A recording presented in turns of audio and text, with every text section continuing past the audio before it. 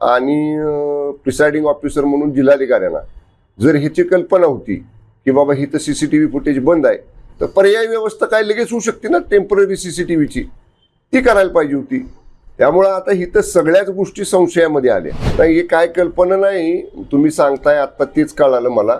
कारण ज्या दिवशी निवडणूक झाली त्या दिवशी संध्याकाळी आमच्या राष्ट्रवादी काँग्रेस आणि शिवसेना पक्षाच्या 2 सदस्यांनी शिवोनच्याकडे जिल्हा परिषदेचे एक पत्र दिलेलं आहे आणि एक जिल्हाधिकाऱ्यांच्याकडे दिलेलं आहे की शिवोनच्या परिसरामधलं जिल्हा परिषदच्या CCTV फुटेज आम्हाला मिळावं आणि जिल्हाधिकाऱ्यांनी जी प्रोसिडिंग्स केली निवडणुकीची सभागृहामधली ते जे प्रोसिडिंग्स मिळावे. अद्याप त्याचं उत्तर दिलेलं नाही आम्हाला.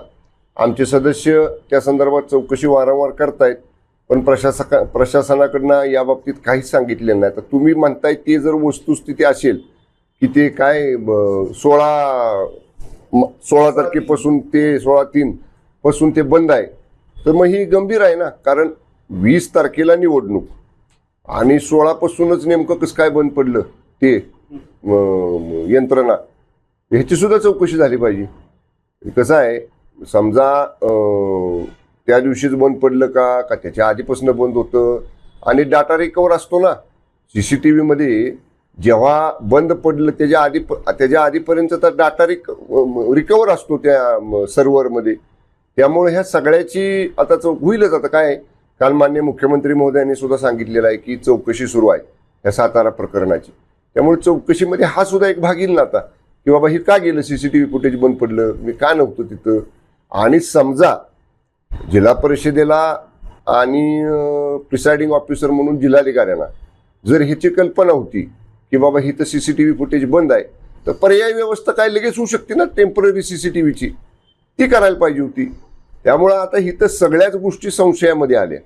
म्हणजे मला माहीत नाही, ते पत्र काय मी पाहिलेलं नाही.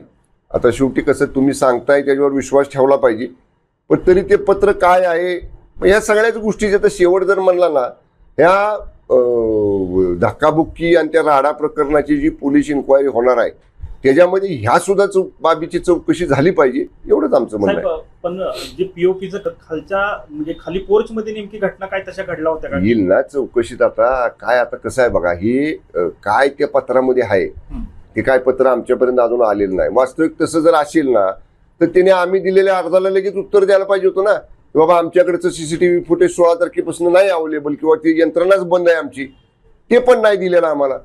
मग संशयाला वाव राहतो ना याच्यात. त्यामुळं आता ह्या सगळ्या प्रकरणाची जी चौकशी सुरू आहे त्याच्यामध्ये ह्याही भागाची एक चौकशी झाली पाहिजे.